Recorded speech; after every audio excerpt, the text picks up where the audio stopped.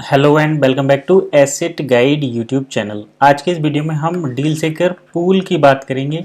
और डील सेकर पूल का मतलब हम यहाँ पर बात कर रहे हैं कि जो डील सेकर पर प्रोडक्ट सेल हो रहे हैं उनका कब आपको यूएसडीटी में या फिर फिएट में कन्वर्जन मिलेगा।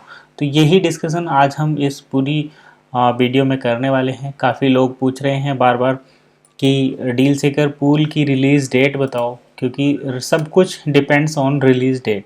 क्योंकि मान लो आपने यहाँ पर कोई प्रोडक्ट सेल किया और सेल करने का मतलब है कि आपको यहाँ पर पेमेंट मिला ओईएस में।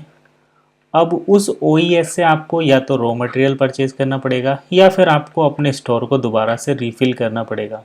और जब आप उसको रीफ़िल करेंगे तभी आप अपने बिज़नेस को कंटिन्यू कर सकते हैं। अदरवाइज़ आपके पास मान लो कुछ एसेट पड़ा हुआ है और उस एसेट से आप यहाँ पर अपने प्रोडक्ट प्रोवाइड करते हैं। एक प्रोडक्ट, दो प्रोडक्ट, तीन प्रोडक्ट, चार प्रोडक्ट आपके बाद में एम्प्टी हो जाएंगे और आपके पास बिज़नेस नहीं रहेगा।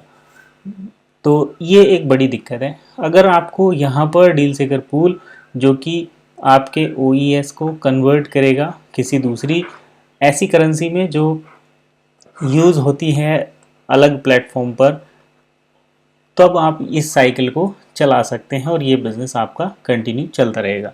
और यही रीज़न है कि यहाँ पर इस टाइप की दिक्कतें आ रही हैं कि अभी तक कोई भी हमें सिस्टम नहीं मिल पा रहा है, कोई भी नई न्यूज़ नहीं मिल पा रही है कि ये मर्चेंट पिछले इतने साल से या इतने टाइम से कंटिन्यू इस बिज़नेस को कर रहा है। मर्चेंट्स आते हैं, शुरुआत करते हैं, लेकिन जब उन्हें कन्वर्जन नहीं मिलता या फिर कन्वर्जन में डिले होता है तो कहीं ना कहीं बिज़नेस को बंद कर देते हैं।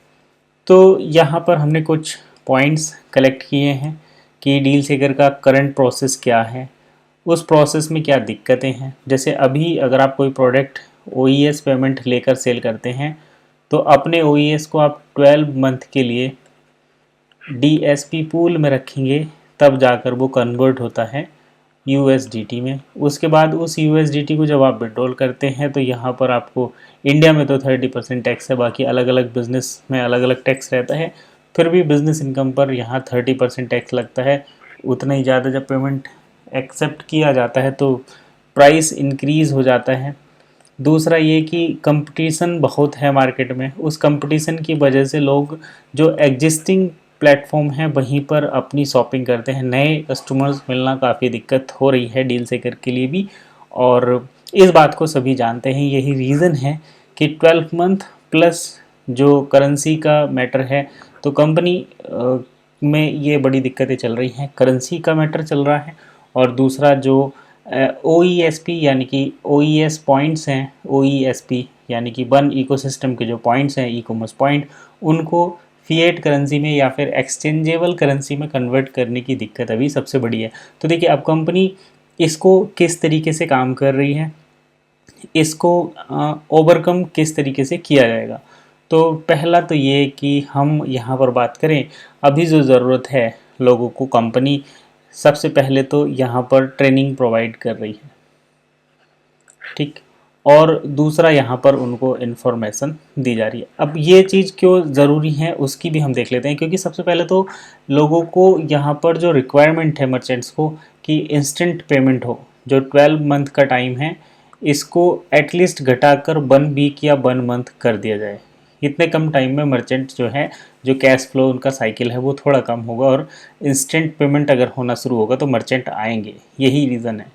दूसरा, अगर डायरेक्ट कन्वर्जन हो जाए, जैसे कि अभी कंपनी ने अपडेट भी दिया है कि अब न्यू बायर्स जो हैं, जो वन इकोसिस्टम के मेंबर नहीं हैं, वो भी यहाँ पर ज्वाइन करके डायरेक्ट अपनी करेंसी को कन्वर्ट करके परचेजिंग कर सकते हैं। तो कंपनी भी काम कर रही है और अपडेट हमें देखने को मिल रहे हैं। हालांकि जो ये सोच कर बैठे हैं कि बस यहाँ पर हमें एक्सचेंज मिलेगी, तो उनके लिए अभी कोई अच्छी खबर नहीं है। इस चीज़ को आप ध्यान में रखें।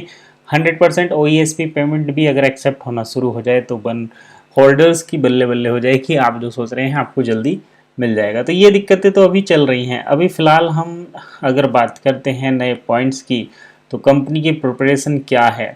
तो जब कंपनी इवेंट करती है, अभी हम बात करते हैं कि ये इवेंट कंपनी है, कुछ लोग इवेंट के नाम पर बोलते हैं। तो इवेंट के ज़रिए एक मार्केटिंग होती है और मार्केटिंग में प्रमोशन होता है और इस इवेंट के अंदर एक खास चीज़ आपने देखी होगी, ट्रेनिंग दी जाती है, मर्चेंट्स की ट्रेनिंग, आईएमए की ट्रेनिंग। तो इस ट्रेनिंग के ज़रिए तो लोगों को जागरूक करना है कि कैसे आप इस बिज़नेस को करेंगे, कब आपको बेनिफिट मिलेगा। इवेंट के ज़रिए कंपनी की मार्केटिंग होती है, जिससे लोगों को पता चले कि हाँ, दुनिया में इस टाइप का भी एक प्लेटफॉर्म है जो काम कर रहा है, जहाँ से आप अपना रिटर्न्स निकाल सकते हैं, पैसिव इनकम जनरेट कर सकते हैं, या फिर अपने प्रोडक्ट सेल कर सकते हैं, ग्लोबल मार्केट को एक्सेस कर सकते हैं। तो ये चीज़ें जो हैं यहाँ पर अभी चल रही हैं। अगर हम देखें और नए तरीके से नई पॉइंट्स जो इसमें पॉसिबली ऐड हो सकते हैं, तो अगर ये सारी चीज़ें नहीं होती हैं तो वैसे मैंने यहाँ पर लिखा है कि 1% सक्सेस के चांस हैं। लेकिन आप यहाँ पर देखिए, एक तो सबसे पहली जो रिक्वायरमेंट है OESP की कन्वर्ज़न की, दूसरा जो DSP है उसमें 12 मंथ को अगर हम हटा दें तो सही है, और अगर इसको कम कर दें, 1 वीक कर दें या 1 मंथ एटलीस्ट कर दें, तो यहाँ पर चांसेस 99% हो जाते हैं। टैक्सेशन भी एक बार को लोग देख लेंगे। अब डायरेक्ट यहाँ पर ई कॉमर्स डेवलपमेंट होना ज़रूरी है, तभी जाकर हमें नई चीज़ें देखने को मिलेंगी। तो ये तो था हमारा डील सेकर पूल रिलीज पर एक अपडेट। आपको यहाँ पर किस टाइप की इन्फॉर्मेशन ज़्यादा इम्पैक्टफुल लगती है, मतलब अगर डील सेकर पूल में जो बेटिंग पीरियड है वो कम हो जाए तो ज़्यादा सही रहेगा, या फिर अगर डील सेकर पर जो पेमेंट का सिस्टम है वो इंस्टेंट हो जाए, जैसे आप अगर कोई परचेजिंग करनी है किसी नए बंदे को तो वो डायरेक्ट अपना कार्ड ऐड करे और उस कार्ड को डील सेकर प्लेटफॉर्म पर पेमेंट जो है वो, जैसे मान लो कोई चीज़ 100 रुपये की है और वो 50-50 में मर्चेंट ऑफर कर रहा है, तो 50% वन में, 50% USDT में ऑटोमेटिक कन्वर्जन हो जाए और कोई एक्स्ट्रा चार्ज कस्टमर का ना कटे। और साथ ही साथ जो उधर से मर्चेंट सेल कर रहा है, क्योंकि उसे अब फिएट करेंसी मिल रही है फ्रॉम द कस्टमर, तो उसका भी डायरेक्ट या इंस्टेंट कन्वर्जन हो जाए, तो ये ज़्यादा बेनिफिट आपको दिख रहा है। मैं यहाँ पर सेकंड ऑप्शन को ज़्यादा प्रीफर करता हूँ, क्योंकि कस्टमर अगर कार्ड से पेमेंट कर रहा है तो मर्चेंट को भी इंस्टेंट पेमेंट मिलना चाहिए। अगर आप 12 मंथ वाले कंसेप्ट के साथ हैं तो आप कमेंट में फर्स्ट लिखिए, अगर आप इंस्टेंट पेमेंट वाले मेथड के साथ हैं तो कमेंट में आप दूसरा मेथड लिखिए। आप पहला मेथड लिखिए या दूसरा मेथड लिखिए, फर्स्ट मेथड, सेकंड मेथड, आप जो भी करना चाहते हैं आप बता सकते हैं। कमेंट करेंगे तो भी मैं समझूंगा कि आप सेकंड मेथड के साथ ज़्यादा जाना चाहते हैं। तो इसी के साथ वीडियो को यहीं पर पॉज करते हैं। फिलहाल इतना ही, मिलते हैं नेक्स्ट वीडियो में नई इन्फॉर्मेशन के साथ। तब तक के लिए कीप वॉचिंग एसेट गाइड।